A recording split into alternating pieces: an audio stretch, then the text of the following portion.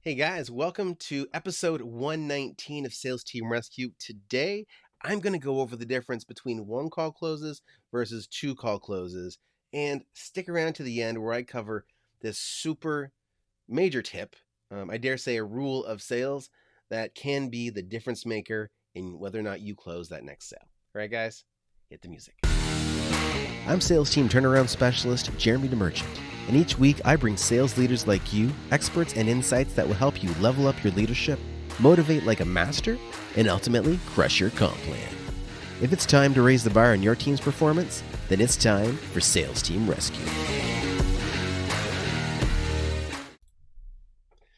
Welcome back to Sales Team Rescue. This is episode number 119. I'm your host, Jeremy DeMerchant, and today I want to talk about something that I've heard a lot about, especially in Facebook groups from people that are sales professionals, um, especially people that close for courses and things like that in the online marketing space.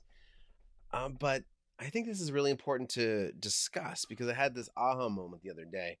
Was meeting with a lady who provides an awesome service, and she was just giving me a demonstration of what she does. And while I was um, experiencing that, there was a moment where she said, not she didn't say it quite like this, but I'll paraphrase.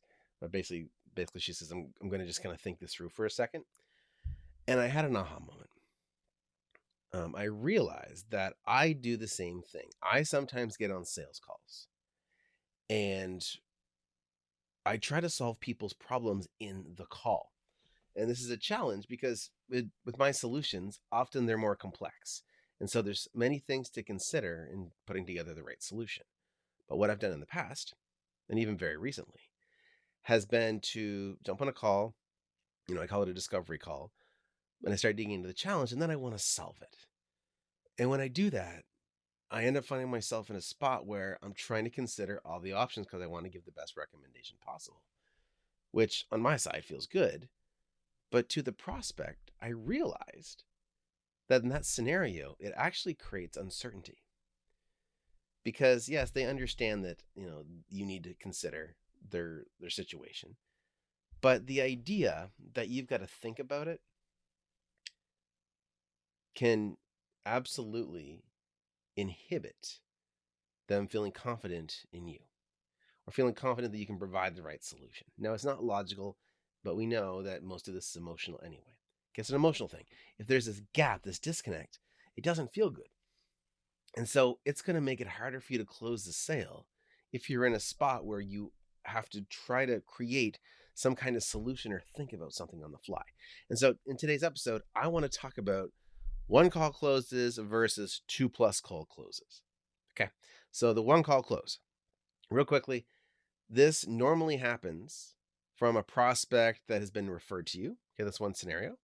Or a prospect who has consumed your marketing content like a webinar or a video sales letter or some kind of marketing collateral and has an idea who you are, or they've got an existing relationship. Okay. And the reason that is this one call close is based on it being relatively easy or needing to do so over a short time span, building that relationship, building that rapport. So the trust. So Jordan Belfort talks about the three levels of certainty that you need, the three pieces of certainty. They need to be certain that you can deliver. They need to be certain that the company can deliver. And they need to make sure that the solution itself can solve the problem. And that is a lot easier if somebody already knows you, likes you, and trusts you, right? If someone knows who you are, the product. I mean, you as a salesperson, there is some trust necessary there. But if it's maybe a lower ticket item, or um, you are essentially just answering questions and processing the order, and I know no salesperson likes to be considered as doing that, but we know that there's been some sales that we've all closed where we didn't do that much. Okay, don't worry, it happens to everybody. So in that one call close scenario, it's not that it's for salespeople that are like magical and can overcome everything. The key is it's for people that can either, one, as a salesperson, you can do a really good job going from total stranger to a super high level of trust. And you can go from having somebody maybe not realize they have a problem to having them see that not only do they have this amazing problem or huge problem, but you've got an amazing solution. And so it's just easier to do that if they already know who you are. They've got some trust in the company and trust in the solution. Okay, that makes it easier. It's not the only scenario where it can happen, but that makes it easier. So when the prospect has been referred to you, they've got some kind of existing relationship, or they consume marketing content like in a webinar or video sales letter. Now, this one call close model, and this doesn't mean that every call in the types of offers that I'm mentioning are going to be one call closes. That's just not realistic. But the model can be designed as a one call close and then planned for follow up for certain cases. So this is typically the best for products or productized services. And the reason I say that is because when you remove variables, you can streamline the process. So if you've got a product, like let's look at King's Own Reserve, my beard balm, okay? King's Own Reserve premium grooming goods. This is beard balm, very straightforward.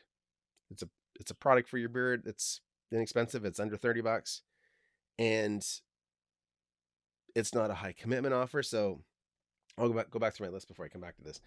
So if it's a product or a productized service is good. An offer that has very few options and low ticket offers. So this under $30, that's very low ticket, right? It's a product and it doesn't have that many options. I do have 3 cents. Okay, that's it. I've got black cherry tobacco, backwoods, and sweet bourbon.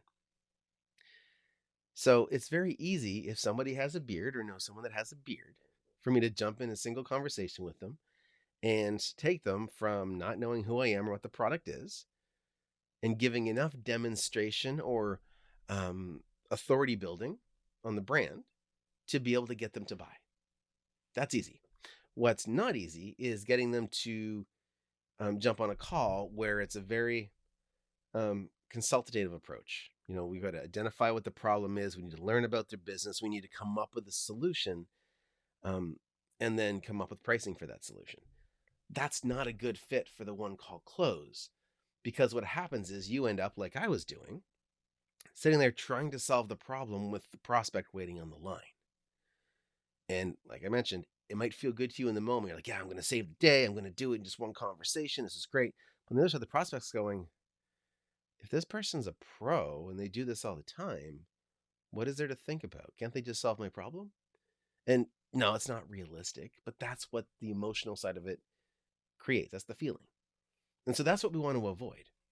So then there's the 2+ call close. And I was originally going to call it 2 call close, but let's call it 2+ call close, which just means there's some more time needed to build that relationship. Now, the 2 call close can be 1 call in the morning and a second in the afternoon. It can be 1 call one day and the call the next day. It doesn't have to be drug out over weeks in most cases. Sometimes it will be.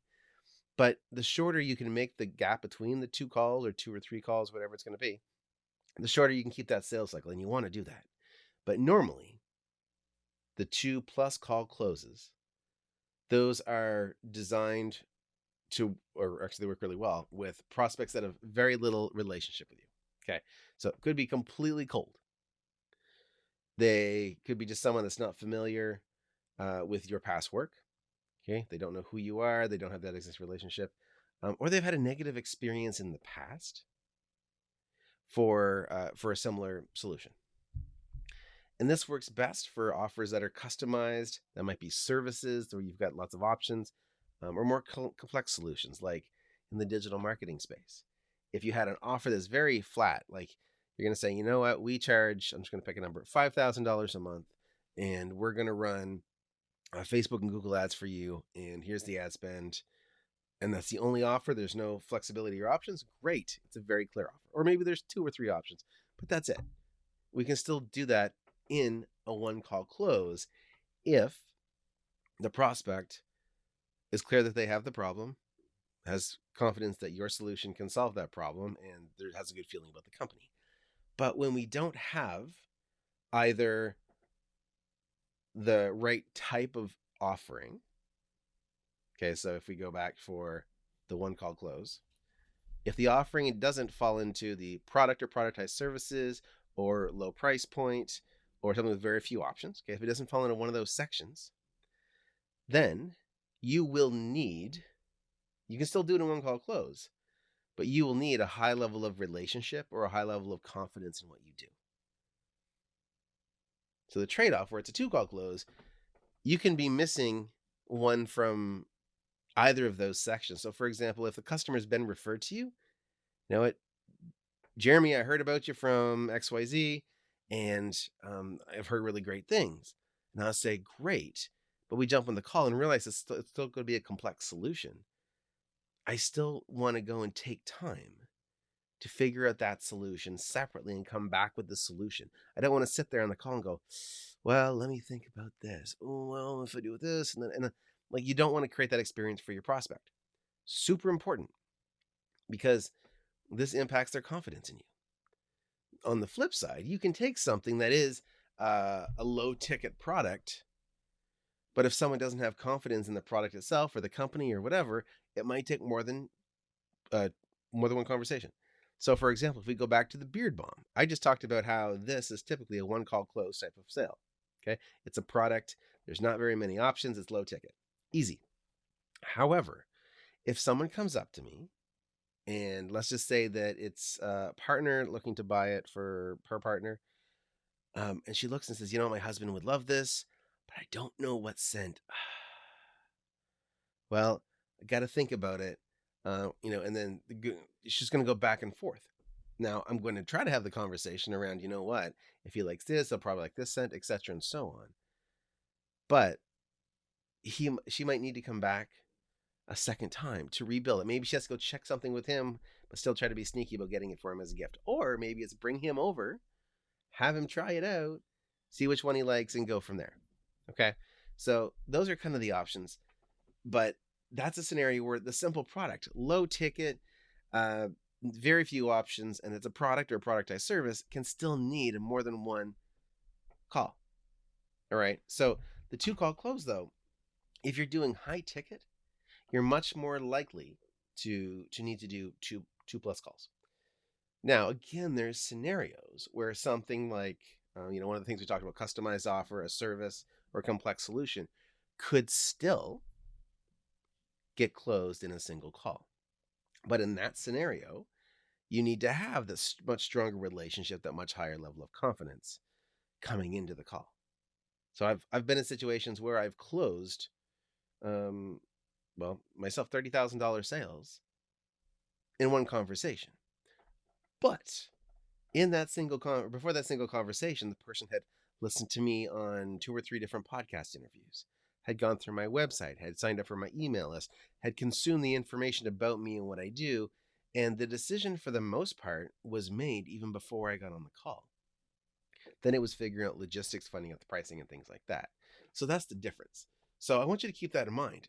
Don't think about your product as needing a 1 call close or 2 plus call close just based on the product itself.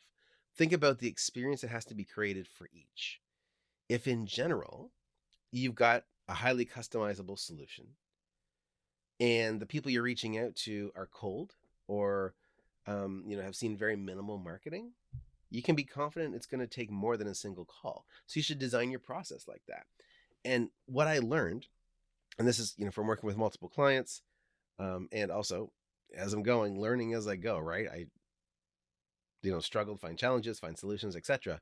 And so in realizing that I don't want to be creating a scenario where my prospect is going, he's thinking about it. Does he really know what he's talking about? Okay, I don't want that to happen. So I would rather create a shorter discovery call, call it 15, 30 minutes, to actually learn about the customer. In the process, we're going to talk a little bit about what the company's done, build some credibility that way. But the core of it, it's not about getting a sale or making an offer. It's about learning about the prospect, building up a little bit of authority so they validate why the heck we're talking to them, but then come back in a separate conversation with the solution. Okay. Very, very important.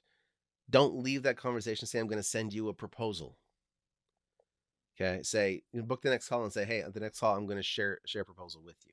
We're going to share the numbers with you, share that solution with you, present that solution. Don't just send off a quote or a presentation or a proposal and just put it out there, because This is going to be a little bonus content here. Number one rule of sales. Well, it's not number one necessarily. There's lots of rules of sales.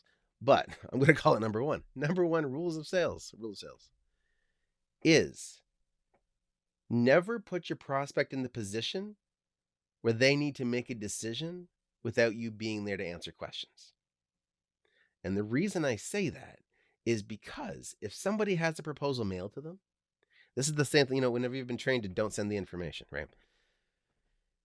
Never send the proposal, because if they get the proposal in advance, one, they're going to scroll right down to the bottom, look at the price, and make a decision without reading anything else in it. That's just human nature. They want to know how much it costs.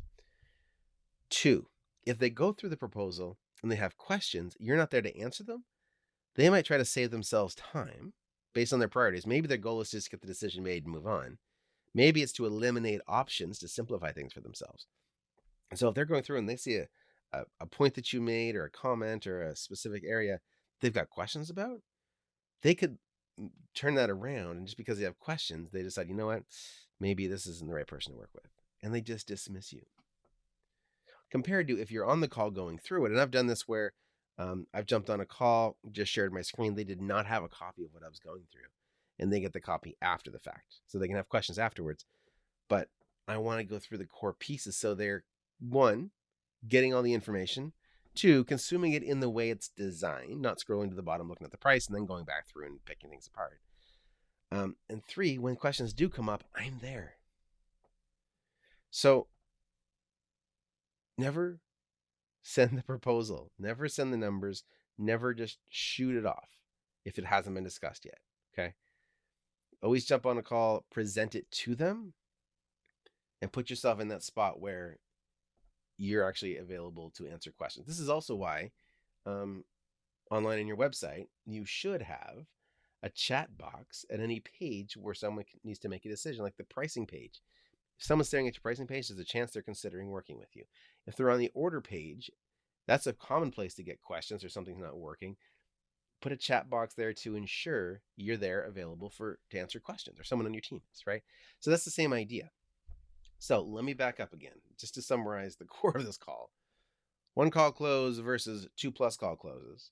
One call close, basically it's the simple sale. And needs to be supported by some type of authority or some type of relationship or a low commitment offer. Okay, like $30 tin of Beard Bomb.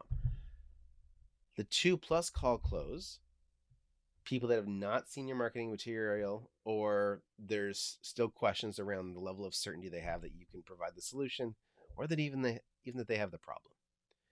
So for those ones, go and dive in with an initial discovery call. Don't try to make a pitch. Go with the intention that step one is to get really clear on the challenge. And then you go back to the team, work together to come up with a solution that's going to be the best fit.